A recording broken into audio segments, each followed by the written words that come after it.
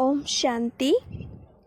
भरूच गुजरात से ब्रह्मा कुमारी प्रभा बहन जी अपने अनुभव सुनाती हैं कि सन 1965 में मुझे मथुरा में ईश्वरीय ज्ञान प्राप्त हुआ। इस ज्ञान में हमारा पूरा ही परिवार चलता है। सबसे पहले मेरे लौकिक पिताजी ज्ञान में आए, उसके बाद सारा परिवार आया। हम सबके ज्ञान में आने के पीछे एक कारण निमित्त था। मेरे लौकिक पिताजी सिगरेट बहुत पीते थे, जिसके कारण मेरे पिताजी और माताजी के बीच बहुत झगड़ा चलता था। माताजी सिगरेट छोड़ने के लिए कहती थी, लेकिन पिताजी छोड़ते नहीं थे। परिवार बहुत धार्मिक भावना वाला था, जिसके कारण बचपन से पूजा पाठ करने के संस्कार हम भाई बहनों में थे। पिताजी को जिस दिन ज्ञान मिला, उसके दूसरे दिन से ही उन्होंने सिगरेट पीना छोड़ दिया। यह देखकर हम सब घर वालों को बहुत आश्चर्य हुआ, जिसको छोड़ने के लिए माँ कई वर्षों से कह रही थी, रोज झगड़ा भी करती थी, वो एक दिन में छूट गई। अवश्य इस संस्था में जरूर कुछ है, वहाँ जरूर कोई दैवी शक्ति है। मेरी माताजी पिताजी से कहने लगी कि आप जहाँ जाते हैं वहाँ मुझे भी ले चलो। माँ सेंटर पर गई तो उनको भी बहुत अच्छा ज्ञान लगा। फिर हम बच्चे भी माता पिता के साथ सेंटर पर जाने लगे। जब मैं ज्ञान में आई थी तब मेरी उम्र 13 साल की थी। उस शिव जयंती के दिन थी।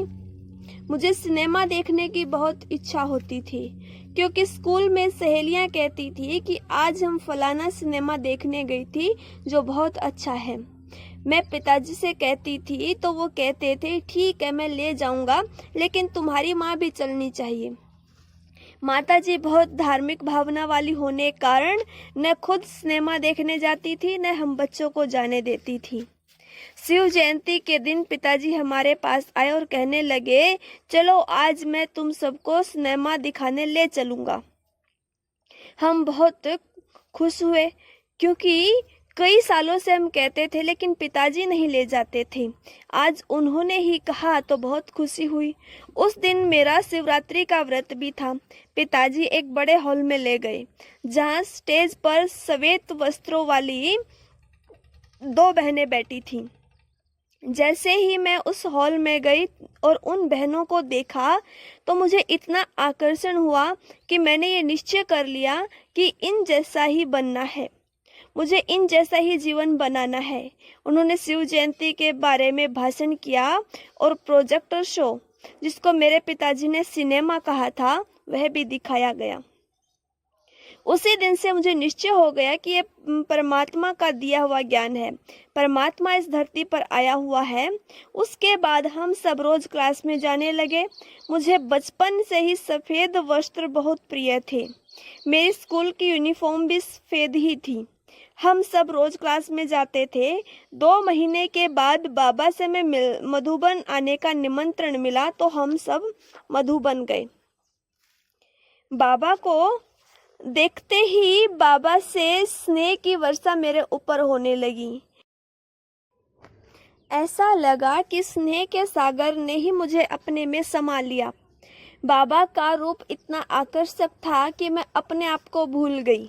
मैंने बाबा से कहा, बाबा मुझे अभी यहाँ ही रहना है, कहीं नहीं जाना है, मुझे सेवा करनी है, मुझे पढ़ना भी नहीं है। उस समय मैं 9वीं क्लास में पढ़ती थी। बाबा ने कहा, बच्ची अभी तुम छोटी हो, पढ़ाई पूरी करना, बाद में तुम सेंटर पर रहकर सेवा करना। जब बाबा ने ऐसा कहा तो मुझे धुन लग गई। कैसे भी करके पढ़ाई पूरी करनी है, 2 साल ही तो हैं, उनको जल्दी जल्दी पूरा करके सेवा में लगना है। 9वीं और 10वीं पूरी करके मैं बाबा से मिलने मधुबन गई। जाते ही मैंने बाबा से कहा, बाबा आपके कहे अनुसार मैंने पढ़ाई पूरी की, अभी मुझे यहाँ ही रहना और सेवा करनी है। उसी समय बाबा ने मेरे से पूछा, बच्ची तुमको बाबा की ही सेवा करनी है तो क्या तुमको खाना बनाना आता है? मैंने कहा, बाबा मुझे खाना बनाना नहीं आता है।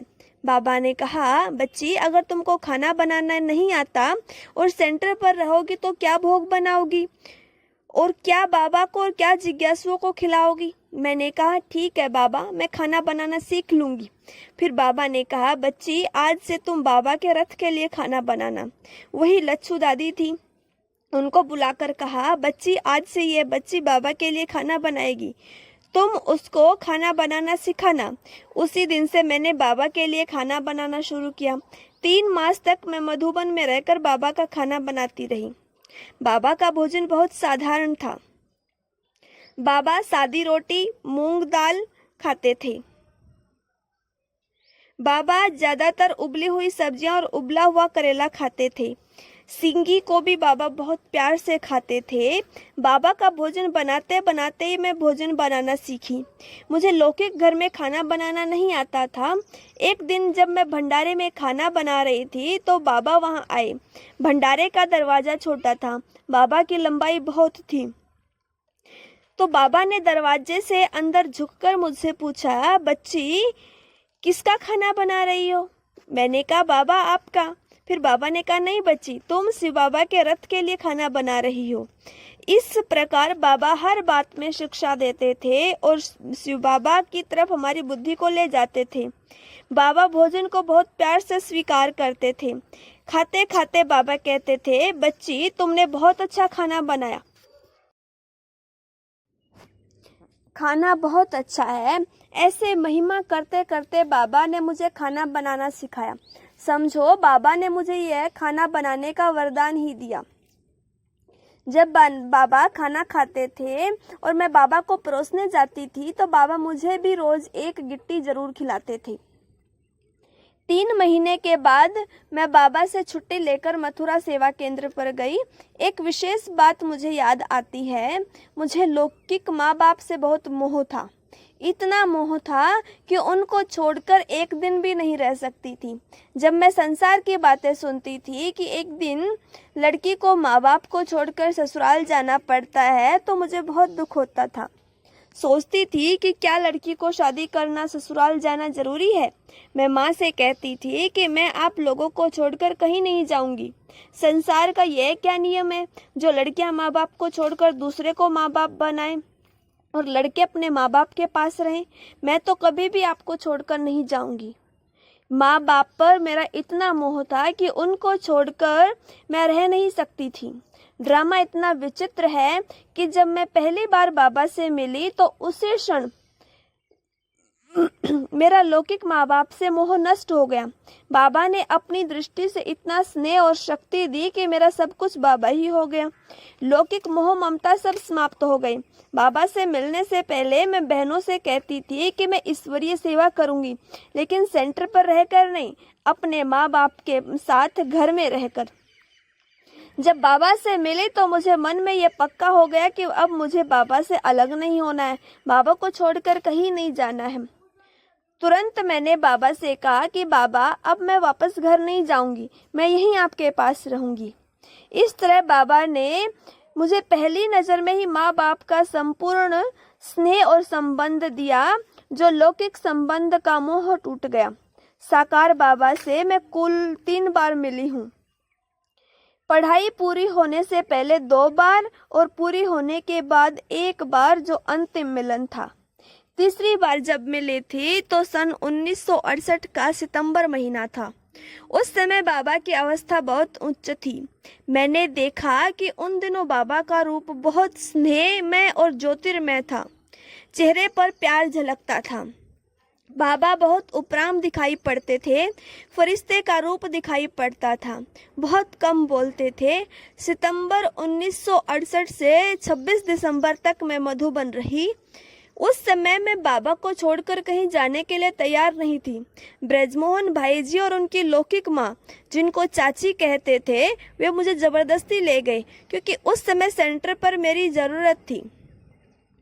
उस समय मैं बहुत रोई तो बाबा ने ब्रजमोहन भाई से कहा कि जाने के लिए बच्चे के दिल नहीं है ना, उसको मत ले जाओ। लेकिन उन्होंने माना नहीं और बाबा से कहा, बाबा, हमें हैंड्स की बहुत ज़रूरत है, सेवा के लिए चाहिए, हम इसको ले जाएंगे। उस समय मुझे अंदर से महसूस हो रहा था कि मैं दोबारा शायद ही बाबा से मिल पाऊंगी। जाने के दिन मुझे बहुत रोना आया था। जाने के लिए बिल्कुल दिल ही नहीं हो रही थी। फिर भी ड्रामा ही कहे कि मुझे नांगल जाना ही पड़ा। उसके बाद 18 जनवरी के दिन बाबा अव्यक्त हुए। सन 1965 में मैं ज्ञान में आई, लेकिन तब तक मम्मा अव्यक्त हो गई थी। मुझे मन में यह भी संकल्प चलता था कि मैं मम्मा को नहीं देख पाई। उसके बाद बाबा अव्यक्त हुए। मुझे अंतिम संस्कार पर जाने का भाग्य भी नहीं मिला। यह बात मन में बहुत दुख देती थी। जब बाबा ने शरीर छोड़ा था तो उस समय मैं नांगल सेवा केंद्र पर थी। उस समय ब्रजमोहन भाई और चाची मुझे छोड़कर मधुबन में बाबा के अंतिम संस्कार में भाग लेने आ गए। उस समय मुझे बहुत दुख हुआ, क्योंकि मैं पहले ही बाबा को छोड़कर इनके साथ आने के लिए तैयार नहीं थी, और अभी जब बाबा ने शरीर छोड़ा तो अंतिम यात्रा में भी मुझे छोड़कर चले गए। मुझे बहुत फीलिंग आई। बाबा कहते थे, अंत समय जिसका योग अच्छा रहेगा, जिसका बाबा से अटूट प्यार रहेगा, वे बाबा के पास पहुंच जाएंगे। तो मैंने समझा कि शायद मेरा योग नहीं होगा, बाबा से मेरा प्यार नहीं होगा, इसलिए मैं बाबा के अंतिम समय पर नहीं जा सकी। यह याद आते ही मुझे और दुख होता था, और साथ ही मैं सेंटर पर अकेली भी थी। बार बार बाबा से पूछती थी कि बाबा, क्या आपसे मेरा प्यार नहीं है, इसलिए आपने मुझे नहीं बुलाया। रात हुई, मैं पलंग पर लेटी हुई थी, नींद भी नहीं आई, जाग रही थी। उतने में मेरे सिर के पास खड़े होकर बाबा बोलने लगे, बच्ची मैं तो तुम्हारे पास हूँ, मैं कहाँ गया हूँ? देखो मैं तुम्हारे पास ही हूँ। ये कोई भावना या कल्पना नहीं थी। मैं आंखों से देख रही थी और अनुभव कर रही थी कि बाबा ने मेरे सिर पर हाथ रखा था, बगल में खड़े हुए हैं और मेरे से कह रहे हैं। आज तक भी मुझे एहसास होता है कि बाबा मेरे साथ है। कभी भी मुझे अनुभव नहीं होता कि बाबा नहीं है। बाबा सदा मेरे साथ हैं, यही मुझे बार बार अनुभव होता है। बाबा के अव्यक्त होने के बाद कुछ महीने मैं नांगल में रही। उसके बाद मधुबन आई। मधुबन में 2 साल रही। मुझे बड़ी दीदी ने बहुत पालना दी। उसके बाद मुझे सेवा के लिए 6 मास नेपाल भेजा गया और फिर मधुबन आई। उसके बाद मैं मुंबई गई। मुंबई में कोलाबा, गामदेवी, उसके बाद 3 साल कांदीवली में रही, 1.5 साल अंधेरी में रही। कुल 5 साल में मुंबई में रही। उस समय सूरत में कोई नहीं था, तो दादी जी ने मुझे मुंबई से सूरत भेजा। वहाँ 6 महीने रहकर सन 1975 में मैं भरूच आई। तब से लेकर आज तक भरूच में बाबा की सेवा में हूँ। मेरा लौकिक नाम चंद्रप्रभा था। जब बाबा ने मेरा पूरा नाम सुना तो कहा, बच्चे तुम थोड़े ही चंद्रवंश में आने वाली चंद्रप्रभा हो, तुम तो सूर्यवंश में आने वाली प्रभा हो, सूर्य प्रभा। बाबा ने मुझे कभी चंद्रप्रभा कहकर नहीं बुलाया, हमेशा मुझे प्रभा ही कहते थे। इस प्रकार मेरा नाम प्रभा पड़ा। जब मुझे ब्रजमोहन भाई और चाची के साथ नांगल जाना था तो बाबा ने ही खुद अपने हस्तों से मेरा समर्पण पत्र लिखकर उस पर अपने हस्ताक्षर किए थे। अभी मेरे हाथ में जो अंगूठी है, इसको भी 40 साल पहले बाबा ने ही मुझे पहनाया था। बाबा ने किसी बच्चे से कहकर सेवा नहीं कराई, खुद करके दूसरों से करवाते थे। एक बार दोपहर में एक ट्रक सब्जी भरकर आया, उसको खाली करना था। सब भोजन करके विश्राम करने जा रहे थे। कुछ भाई बहनें जा चुके थे। उस समय भूरी दादी आई और बाबा से कहने लगी, बाबा सब्जी उतारनी है और सारी सब्जी अलग भी करनी है। बाबा ने कहा, ठीक है बच्ची, बाबा खुद आ जाएगा। बाबा खुद ट्रक से सब्जी उतारने लगे तो वत्सों को एक दूसरे से पता पड़ा कि बाबा खुद गाड़ी से सब्जी उतार रहे हैं। तो सब भाई बहनें आए, सारी सब्जी भी उतारी और अलग अलग भी की। बाबा ने यह नहीं कहा कि अच्छा बच्ची सबको बुलाओ अथवा घंटी बजाओ, सभी आ जाएंगे, परंतु बाबा साधारण से साधारण सेवा खुद करते थे और बच्चों को यज्ञ सेवा का महत्व समझाते थे। ऐसे थे मेरे साकार बाबा। यह अनुभव यहीं पर समाप्त होता है। ऐसे ही अनुभव सुनने के लिए प्लीज़ चैनल को सब्सक्राइब करें और लाइक करें। ओम शांति।